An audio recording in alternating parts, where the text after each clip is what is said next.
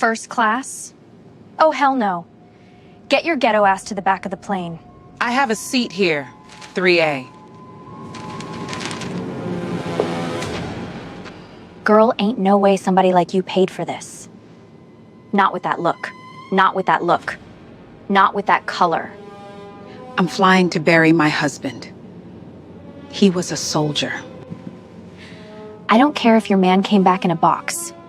Grab your little rag and move.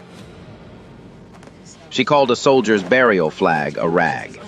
In front of 12 passengers, not one of them said a word.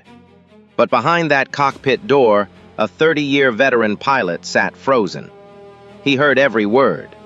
And what he did next turned a routine flight into a moment that would be seen by millions. But before we get to that moment, let me take you back to where this story really begins. 6 hours earlier, Fort Campbell, Kentucky, 5:45 in the morning. Bethany Sullivan stood in the narrow hallway of a base housing unit no bigger than a 2-bedroom apartment. The carpet was military beige. The walls were thin enough to hear the neighbor's television. The air smelled like instant coffee and ironed cotton. She was 36 years old, a mother, a widow. 14 months ago, her husband, Staff Sergeant James Sullivan, was killed by an IED in Kunar Province, Afghanistan. He was 34. He left behind a 5-year-old daughter named Amara and a wife who still reached for his side of the bed every morning. The hallway was lined with photographs. James in dress uniform the day he made Staff Sergeant. Their wedding, Bethany in white, James grinning so wide his eyes disappeared. James holding Amara the day she was born, his massive hands cradling her like she was made of glass. Bethany stopped in front of the last frame. James in full combat gear, standing in front of a Humvee somewhere in the Afghan dust. He was squinting into the sun. She touched the glass with her fingertip. "Almost there, baby," she whispered. On the bed behind her lay a simple black dress. No jewelry, no heels, just flats and a small gold pin in a velvet box on the nightstand, her gold star lapel pin. The pin given to families of service members killed in action. She picked it up, held it for a moment, then pinned it inside her coat, close to her heart. Not visible to strangers. Bethany didn't wear her grief for display. It was private, sacred, between her and James. She zipped her suitcase, picked up the folded American flag from the dresser, the one that had draped his coffin at Dover Air Force Base. The fabric was thick and stiff. 50 white stars pressed against her fingers. That flag hadn't left her arm since the day they gave it to her. Her phone buzzed. A text from James's mother, Eleanor Sullivan, already in D.C. "Flight on time? We're all here waiting for you, sweetheart. James would be so proud of how strong you've been." Bethany typed back, "Landing at 4. Kiss Amara for me." She locked the front door. The morning air was cool and damp. A neighbor across the street, another military wife, waved from her porch. Bethany waved back. No words.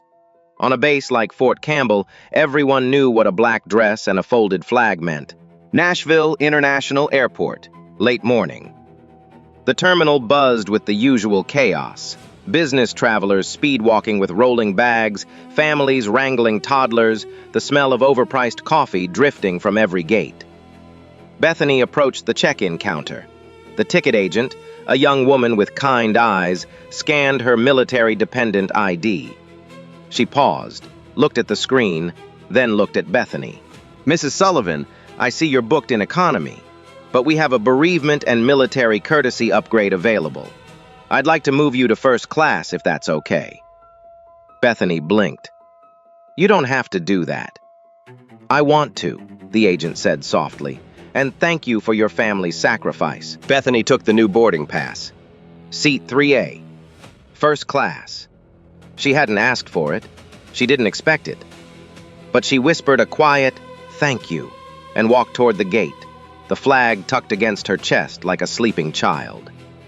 She had no idea what was waiting for her on that plane.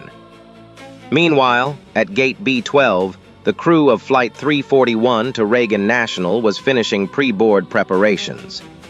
In the first-class galley, a woman named Courtney Dawson was arranging champagne flutes on a silver tray. Courtney was 41, 12 years as a flight attendant. She'd spent the last 5 working exclusively in first class, and she treated that cabin like her personal kingdom. The leather seats, the warm towels, the linen napkins, she controlled all of it. And she decided who deserved the full experience. She turned to her colleague, Megan Pratt, and rolled her eyes. They gave out another last-minute upgrade. Every single flight they shove someone up here who doesn't belong. Watch. It'll be obvious the second they walk in. Megan said nothing. She just folded napkins and looked away. Boarding began at 12:15. First-class passengers filed in one by one. A man in a tailored navy suit, a woman with a Louis Vuitton carry-on, a silver-haired gentleman with a leather briefcase. Courtney greeted each of them with a wide smile, a warm towel, and a glass of champagne before they even sat down. "Welcome aboard. Can I hang your jacket? Let me get you settled." She was charming, attentive, the kind of flight attendant you'd write a compliment card about. Then Bethany walked in. She was one of the last to board first class. She stepped through the curtain quietly, holding her flag in one arm and a modest carry-on in the other. No designer labels, no jewelry, no blazer. Just a plain black dress, flat shoes, and dark skin. Courtney's smile disappeared. It didn't fade, it dropped, like someone had flipped a switch. One second she was the picture of hospitality, the next her face was stone. Bethany checked her boarding pass. 3A, window. She moved down the aisle toward her seat. Courtney stepped into her path. "Excuse me, can I see your boarding pass?" Bethany held it up. Courtney took it from her hand, not gently. She held it at arm's length, tilted it toward the overhead light, and squinted at it like she was examining a counterfeit bill. No other passenger had been asked to show their boarding pass. Not the man in the navy suit, not the woman with the Louis Vuitton bag, not a single person. "Where did you get this?" Courtney asked. Bethany's stomach tightened. "At the check-in counter. It's a military courtesy upgrade." Courtney raised an eyebrow. She looked at the pass again, then at Bethany, then back at the pass. The pause was long enough to make every nearby passenger look up. "Hold on," Courtney said.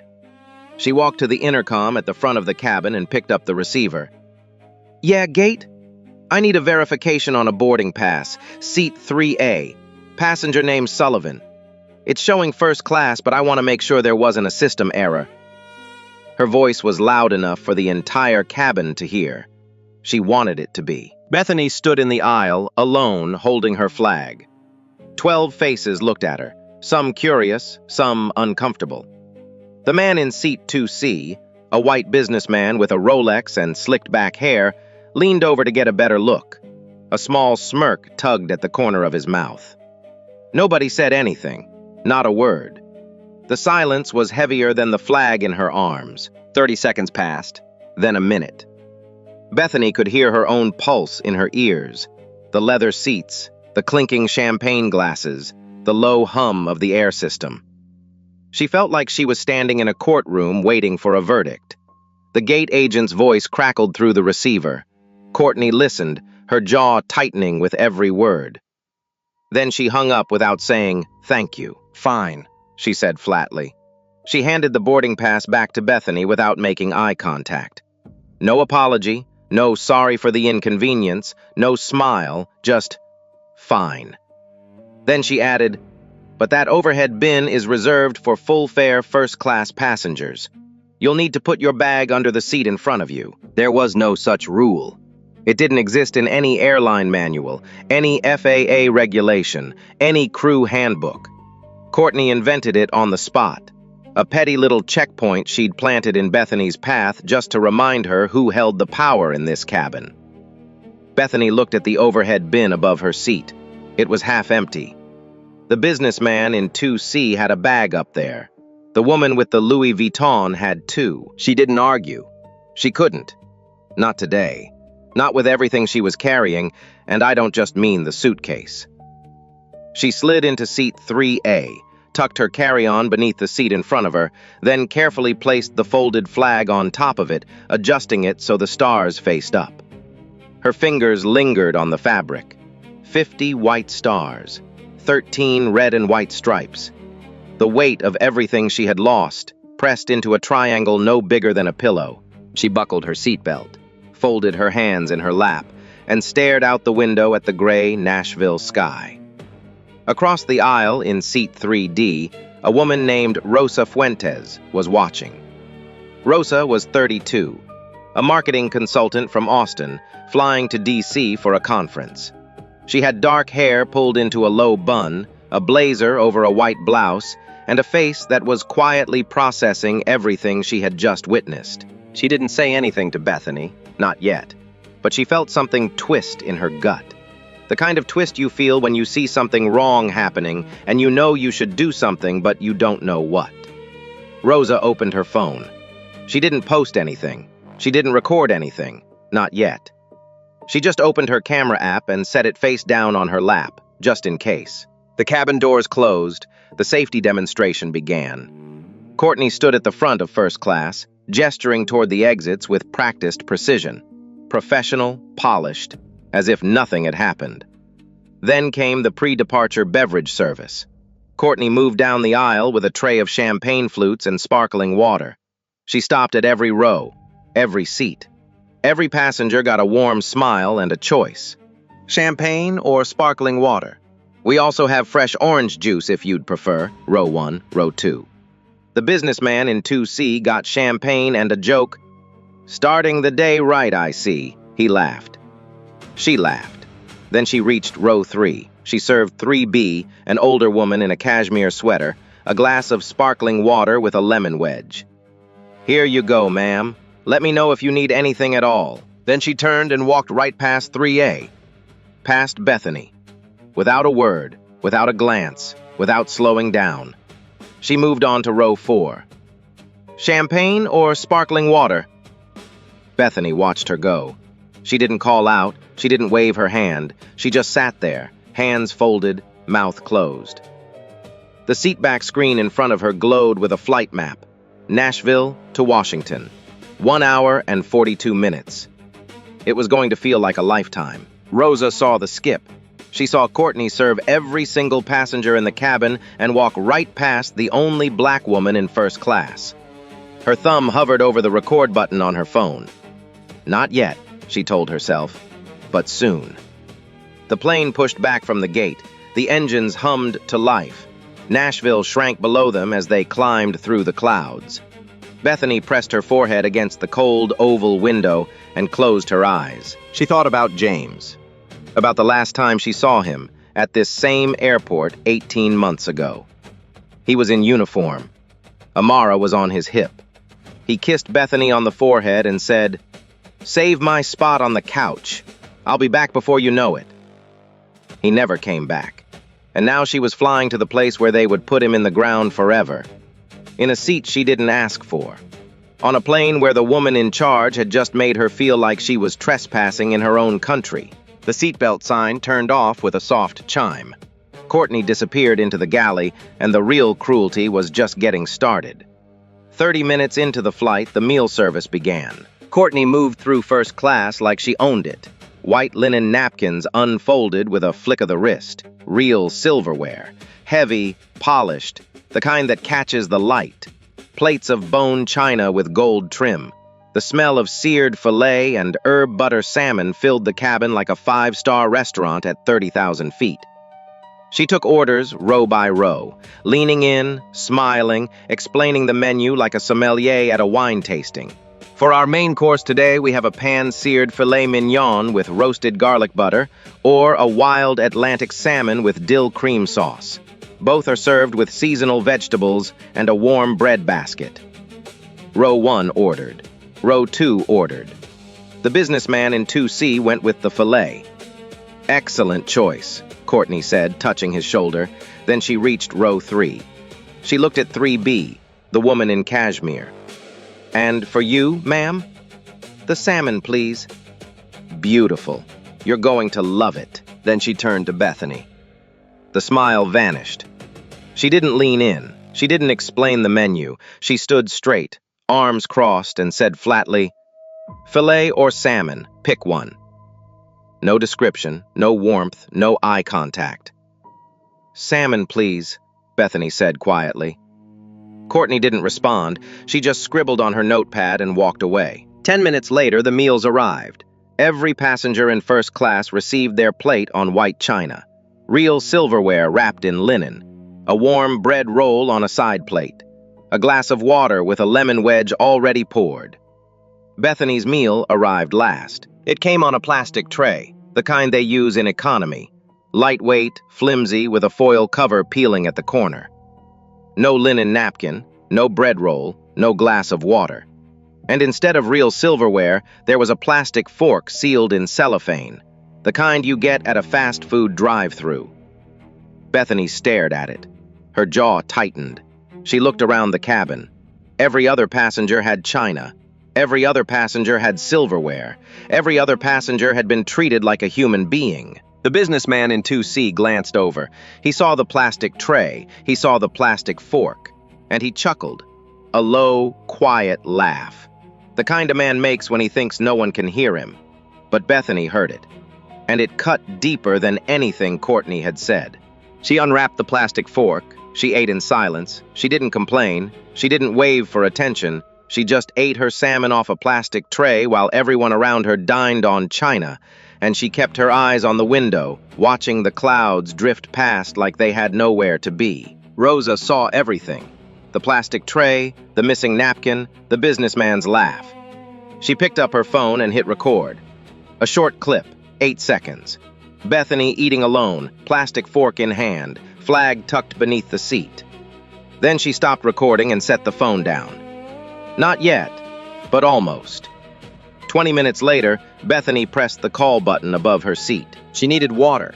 Her mouth was dry. Her lips were cracked from the recycled cabin air. Simple request, a glass of water, the most basic thing a human being can ask for. The chime sounded. Courtney glanced at the light above 3A. She saw it. Then she turned away and continued folding napkins in the galley. 2 minutes passed. Bethany pressed it again. The chime echoed through the cabin. A few passengers looked up. Courtney didn't move. She rearranged a tray of dessert plates like the sound didn't exist. 3 minutes. Bethany pressed it a third time. This time, Courtney came. She walked down the aisle slowly, deliberately slowly, and stopped at 3A with her arms crossed. "What? May I have a glass of water, please?" Courtney exhaled like Bethany had just asked her to land the plane. She walked to the galley, filled a plastic cup, not a glass, a cup, and came back. She set it down on Bethany's tray table hard enough to send water splashing over the rim. Drops hit the plastic tray. Drops hit Bethany's hand. "There," Courtney said. Then she walked away. Bethany looked at the spilled water on her fingers. She wiped them on her dress. Then she said, quietly, not to Courtney, not to anyone, almost to herself, "I just want to get to my husband's funeral in peace." But Courtney heard it. She stopped mid-step, turned her head. A flicker crossed her face, just for a second, something human, something that might have been the beginning of shame. Then it was gone.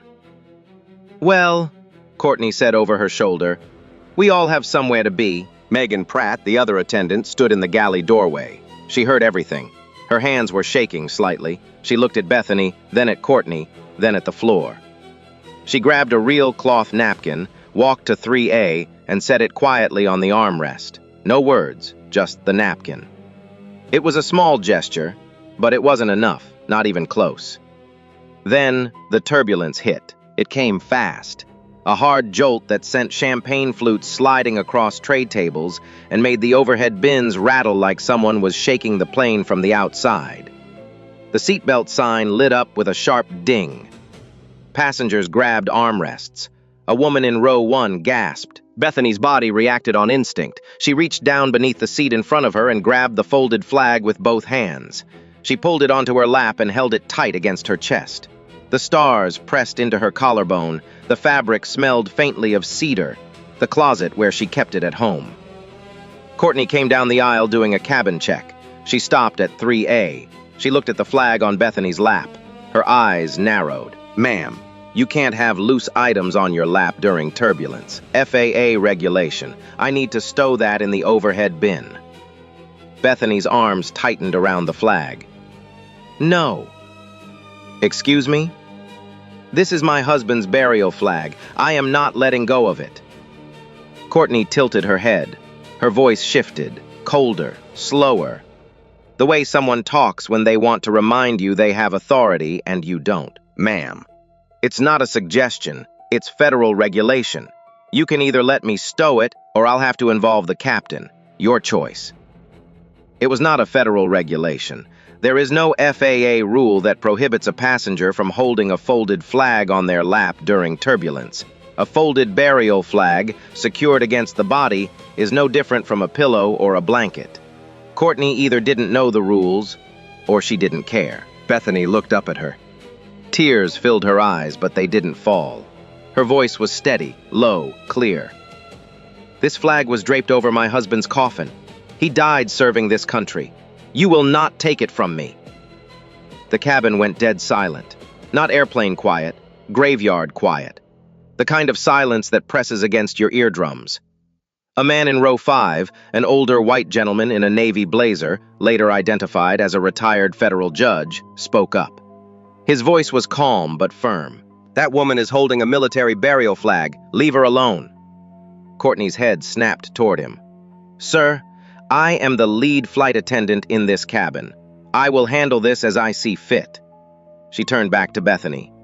"Last chance. The flag goes in the bin, or I'm calling the captain." Bethany didn't move. She didn't blink. She held the flag against her heart, her fingers tracing the embroidered stars along the folded edge. One of the corners was slightly frayed, worn from the ceremony at Dover Air Force Base, where 2 soldiers in white gloves had folded it with surgical precision and placed it in her arms. "On behalf of the President of the United States and a grateful nation," they'd said. That was 14 months ago. She hadn't let go since. "Call him," Bethany whispered. Courtney grabbed the intercom phone. "Captain, I need you in the first-class cabin. I have a non-compliant passenger in 3A refusing to follow safety protocol." Rosa Fuentes had her phone up now. No hesitation. She was recording everything. Courtney's face, the intercom call, Bethany clutching the flag. Her hands were trembling. Tears rolled down her cheeks, but she kept the camera steady. Then the cockpit door opened. A tall man stepped out. Silver hair, pressed white shirt with 4 gold stripes on each shoulder. Captain Tom Greenfield, 58 years old, 30 years in the cockpit, former United States Air Force, 2 tours before he ever touched a commercial aircraft. He walked down the aisle with slow, measured steps, the kind of walk that doesn't rush because it doesn't need to. Every passenger watched him. Courtney straightened her posture and opened her mouth to explain. "Captain, this passenger is refusing to comply with..."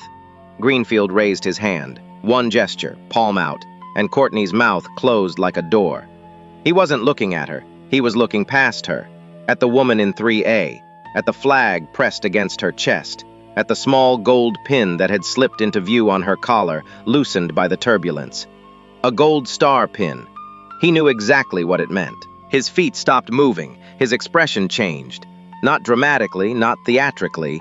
It changed the way a man's face changes when he sees something that reminds him of every funeral he's ever attended, every flag he's ever saluted, every name he's ever read on a memorial wall. He stood completely still, and the entire cabin held its breath. Captain Greenfield didn't speak. Not right away. He stood in the aisle 3 feet from Bethany and looked at the flag in her arms, then at the gold star pin on her collar, then at her face. The exhaustion, the grief, the quiet dignity of a woman who had been humiliated for the last hour and hadn't once raised her voice. He knew that pin. He'd seen it before. On wives, on mothers, on fathers who walked through airports with a weight no luggage scale could measure. He'd flown those families. He'd carried their loved ones' remains in the cargo hold beneath his feet. He knew what it cost. "Ma'am," he said softly, "are you a Gold Star family member?" Bethany looked up at him. Her eyes were red, her lips pressed tight. She nodded once. "My husband. Staff Sergeant James Sullivan. He was killed in Kunar Province, Afghanistan, 14 months ago." Her voice was barely above a whisper. "I'm flying to Arlington for his burial." Something shifted in Greenfield's face. His jaw set, his shoulders squared, his spine straightened like a steel rod had been slid into his back. He reached up with his right hand and removed his captain's hat. Slowly, deliberately, he tucked it under his left arm, the way you hold a cover during a military ceremony, the way he'd been taught 40 years ago at the Air Force Academy. Then he did something no one in that cabin expected. He brought his right hand to his brow, fingers together, thumb tucked, elbow at exactly 45 degrees, and he held it, a full, crisp, military salute, aimed directly at Bethany Sullivan. 5 seconds. The longest 5 seconds that cabin had ever felt. Nobody moved. Nobody breathed. The only sound was the low hum of the engines and the faint rattle of ice in an untouched glass somewhere behind them. Then he dropped the salute, and he turned to Courtney Dawson. The warmth was gone, every trace of it. What remained was the voice of a man who had commanded aircraft in combat zones. The kind of voice that doesn't yell because it doesn't need to. "This woman is a Gold Star widow. Her husband gave his life for this country. He is being buried at Arlington National Cemetery, and you treated her like she didn't deserve to sit in this cabin." Courtney's face drained of color, white as the napkins she'd refused to give Bethany. Her mouth opened, a sound came out, something between a stammer and a breath. "Captain, I was just following—" "You weren't following anything." His voice cut her off like a blade through paper. "There is no FAA regulation that prohibits a passenger from holding a folded flag. There is no policy that restricts overhead bin access for upgraded passengers. You know that. I know that. Everyone in this cabin knows that." He paused. Let the silence do the work. "What you did wasn't about safety. It wasn't about protocol. It was about the fact that you looked at this woman, saw the color of her skin, and decided she didn't belong. And then you spent the last hour proving it, one cruelty at a time." Courtney's eyes darted around the cabin, looking for an ally, looking for someone, anyone, to nod, to agree, to tell her she wasn't the villain. Nobody moved. The businessman in 2C was staring at his shoes. The woman in cashmere was looking out the window. 12 passengers, and not one of them would meet her eyes. Greenfield turned to Megan Pratt, who stood frozen in the galley doorway. "Ms. Pratt, you're taking over first class for the remainder of this flight." Then back to Courtney. "Ms. Dawson, you are relieved. Go sit in the rear jump seat. I do not want to see you in this cabin again." Courtney's lips trembled. For a moment it looked like she might argue, might say something, might try one more excuse. But the look on Greenfield's face killed every word before it reached her throat. She turned, walked down the aisle, passed through the curtain into economy, and disappeared. Greenfield turned back to Bethany. He knelt beside her seat, one knee on the cabin floor, his captain's hat still under his arm. He looked her in the eye and spoke quietly, just to her. "Mrs. Sullivan, I'm sorry. On behalf of this crew, this airline, and every man and woman who has ever worn a uniform, I am deeply sorry. Your husband is a hero, and so are you." Bethany looked at him. The tears she'd been holding back for an hour, for 14 months, finally fell. Not sobbing, not gasping, just a slow, steady stream down both cheeks, silent as rainfall on glass. She whispered, "Thank you." The retired judge in row 5 began to clap. Slow at first, one pair of hands, then another, then the woman in cashmere, then a man in row 4 who hadn't spoken the entire flight. One by one, the cabin joined, a quiet, steady applause that grew until it filled the space like a heartbeat. Rosa Fuentes was still recording, tears streaming down her face, phone steady in both hands. Greenfield stood up. He walked to the galley, poured a glass of wine, plated a fresh salmon meal on proper china with real silverware, and a warm bread roll. He carried it back to 3A himself, set it down gently on Bethany's tray table. Then he placed a handwritten note beside it on airline stationery. It read, "SGT James Sullivan, thank you for your service. We have not forgotten." Bethany read the note. She pressed it against the flag in her lap, and for the first time in 14 months, she didn't feel invisible. The plane touched down at Reagan National at 3:52 in the afternoon.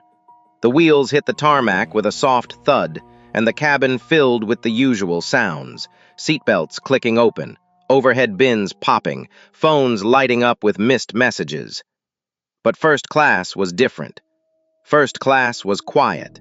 Nobody rushed to stand, nobody grabbed their bags. They sat still, like they were waiting for something. Or someone. Captain Greenfield's voice came over the intercom, calm, measured, every word chosen with care. "Ladies and gentlemen, before we deplane, I want to make a brief announcement. Seated in 3A today is Mrs. Bethany Sullivan. She is a Gold Star widow. Her husband, Staff Sergeant James Sullivan, was killed in action in Afghanistan 14 months ago. Mrs. Sullivan is traveling to Arlington National Cemetery to lay her husband to rest. I would ask that we allow her to deplane first, and that we give her the respect and the silence that her family's sacrifice deserves." The cabin didn't just go quiet. It went sacred. The kind of silence you feel in a church, in a cemetery, at a graveside when the bugle starts to play. Bethany unbuckled her seatbelt. She stood slowly, the flag against her chest, her small bag in her other hand. She walked up the aisle, and every passenger she passed lowered their head. Not dramatically, not performatively, just a small, quiet nod. The kind of gesture that says more than words ever could. The businessman in 2C, the one who had smirked, the one who had laughed at the plastic tray, looked up as she passed. His eyes were wet. He mouthed something. It might have been, "I'm sorry." It might have been nothing. But his face carried the look of a man who had just realized he'd been a coward when it mattered most. Bethany stepped off the plane and into the jet bridge. 2 airline ground crew members were waiting, both men, both veterans, one Army, one Marines. Greenfield had radioed ahead during the descent. He'd told ground operations exactly who was on board and what she was carrying. They didn't say much. One took her bag, the other walked beside her, not in front, not behind, beside, the way an honor guard walks, slow, steady, shoulder to shoulder. They escorted her through the terminal without a word. Passengers in the concourse stepped aside without being asked. Something about the way the three of them moved, the flag, the pace, the silence, made people understand. Back on the plane, Courtney Dawson was still sitting in the rear jump seat. She hadn't moved since Greenfield sent her there. Her hands were in her lap, her eyes were fixed on the floor. The economy passengers had deplaned around her, some glancing at her curiously, others ignoring her entirely. She was invisible now, the way she had tried to make Bethany invisible. An airline operations supervisor named Greg Hannigan was waiting at the gate. Gray suit, clipboard, the kind of face that delivers bad news for a living. "Ms. Dawson, I need you to come with me." Courtney stood up. Her legs were unsteady. "This is being blown out of proportion. I didn't know she was—" "It shouldn't have mattered," Hannigan said. His voice was flat, professional, final. "You're suspended effective immediately, pending a full internal investigation. Please surrender your crew badge and identification." Courtney opened her mouth, closed it, opened it again. Nothing came out. She unclipped her badge from her lanyard and handed it over. Her fingers were trembling. Hannigan put the badge in an envelope. "You'll receive formal notification within 72 hours. Do not contact any crew members regarding this incident. Do not post about it on social media. Do not speak to the press." She nodded, just barely. "A company vehicle will take you to the employee lot. That's all for now." Courtney walked through the terminal alone. No escort, no honor guard, no one walking beside her. The fluorescent lights buzzed above her head. Her heels clicked against the tile floor, each step echoing in a hallway that suddenly felt very, very empty. She passed a television mounted on the wall near baggage claim. A news ticker scrolled across the bottom of the screen. Politics, weather, sports. Normal things. The world was still spinning, but hers had just stopped. Meanwhile, 600 miles away in Austin, Texas, Rosa Fuentes was sitting in the back of a cab heading home from the airport. Her phone was in her hand.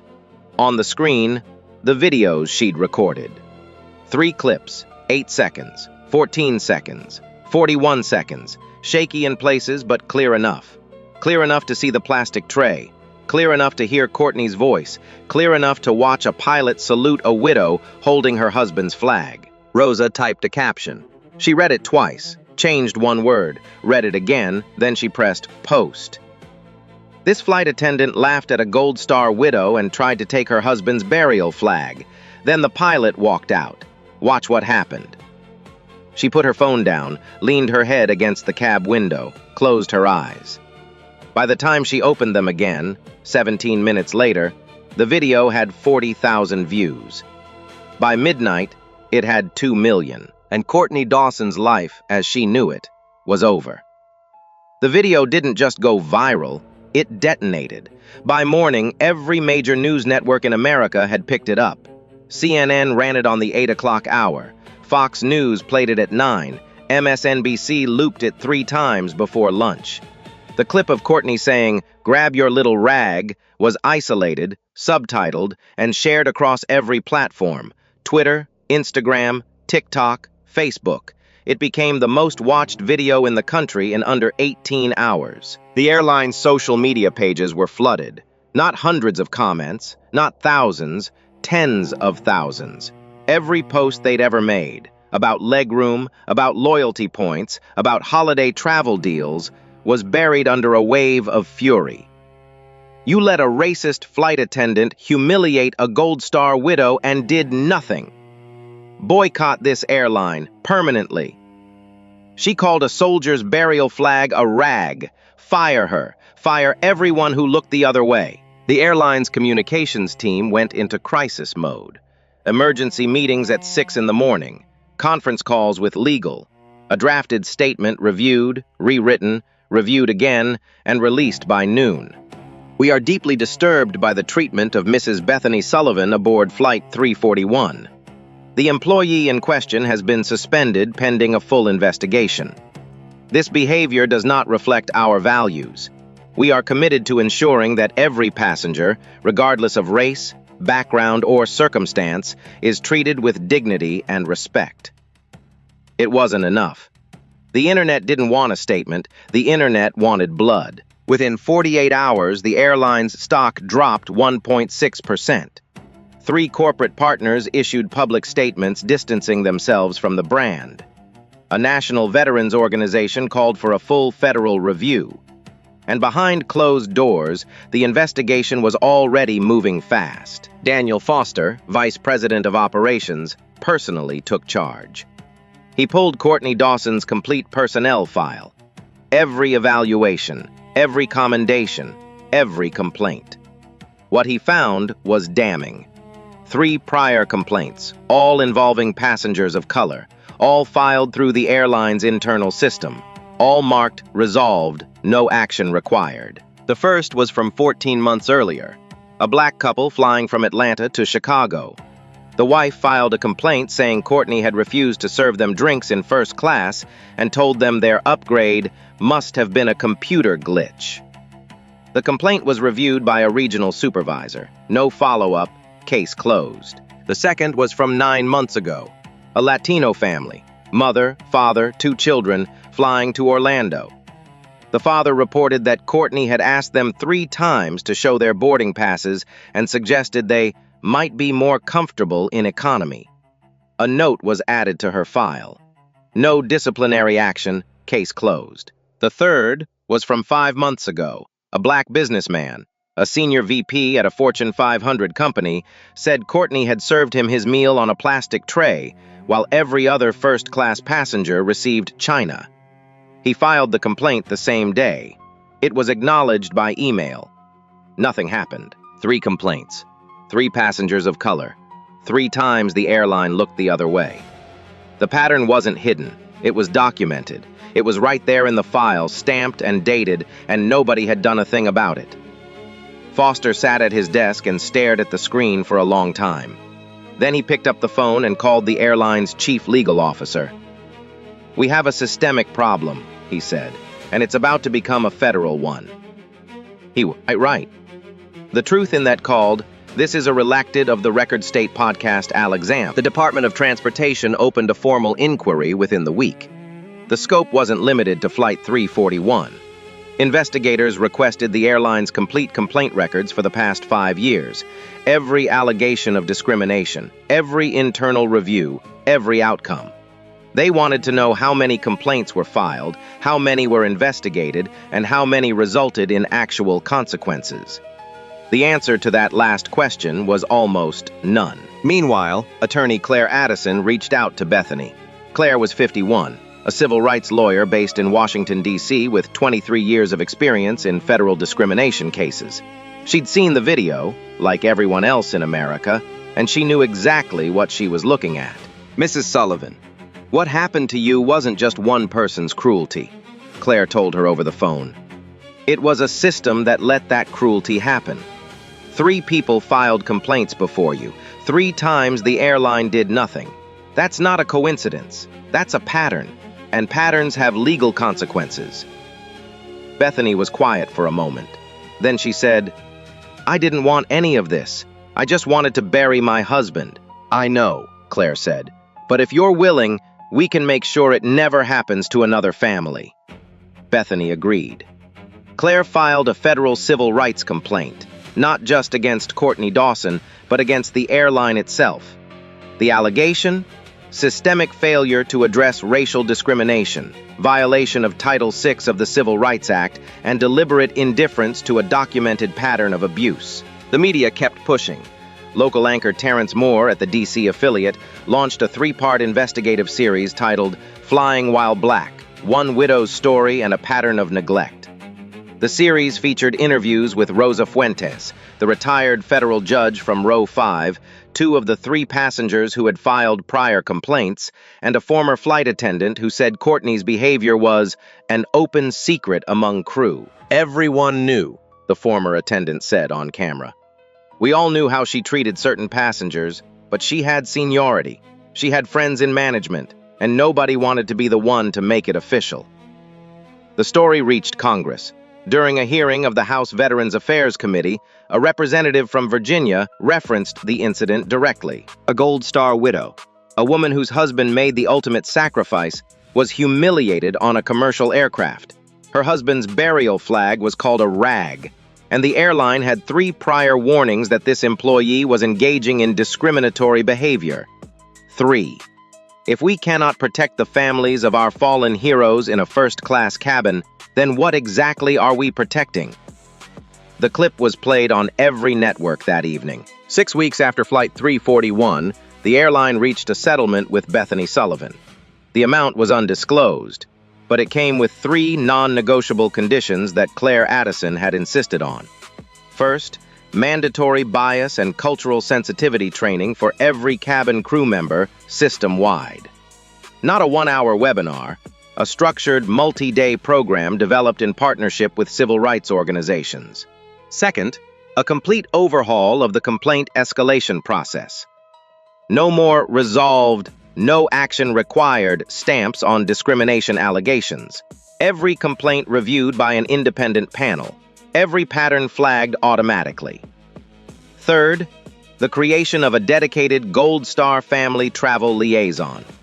A real person, a real phone number, a direct line for any military family to call before, during, or after travel to ensure they are treated with the respect their sacrifice has earned. Courtney Dawson was formally terminated.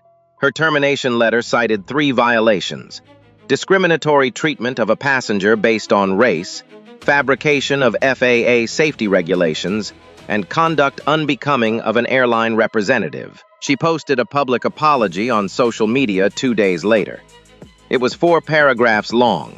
The word misunderstanding appeared 3 times. The phrase, "This has been incredibly hard for me," appeared twice. She did not use the word racism. She did not mention the burial flag. She did not say Bethany's name. The internet responded exactly how you'd expect. The apology was ratioed into oblivion within an hour.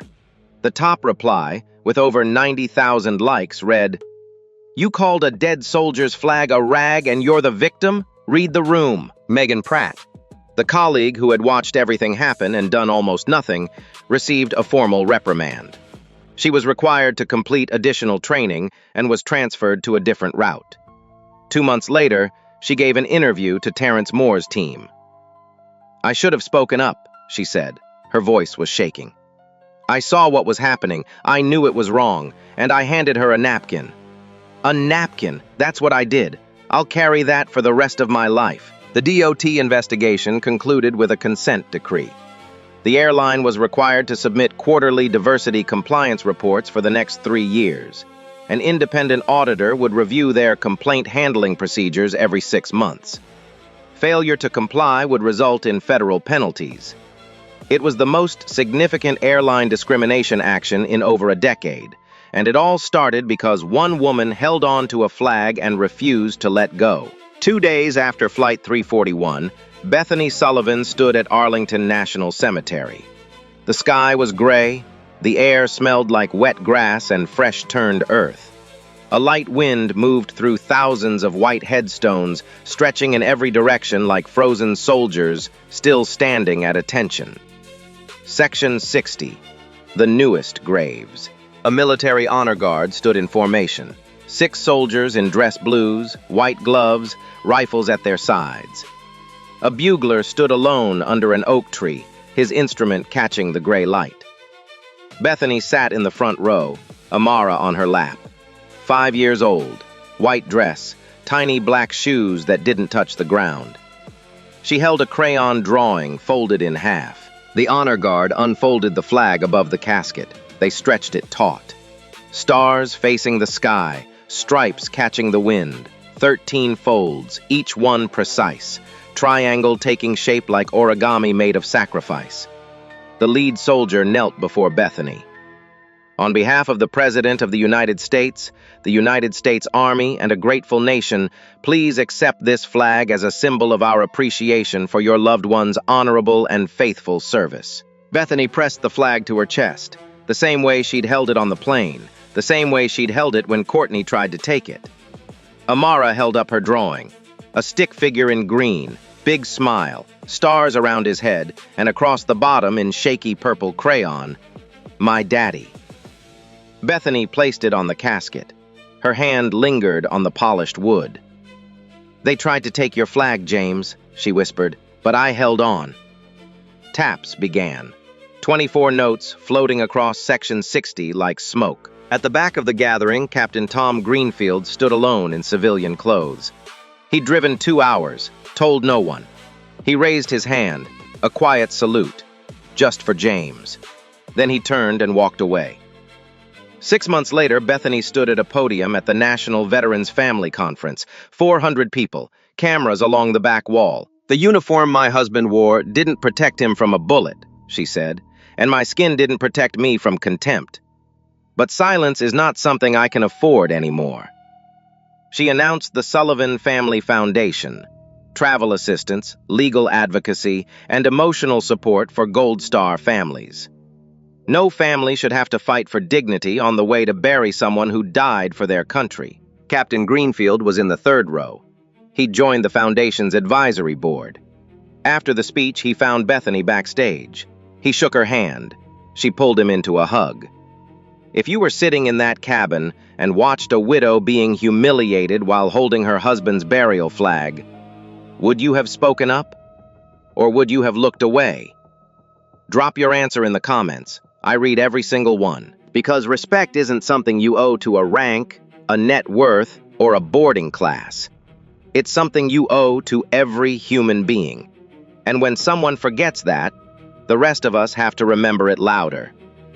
If this story hit you, like, subscribe, and share, not for the algorithm, because stories like this need to be carried, the same way Bethany carried that flag.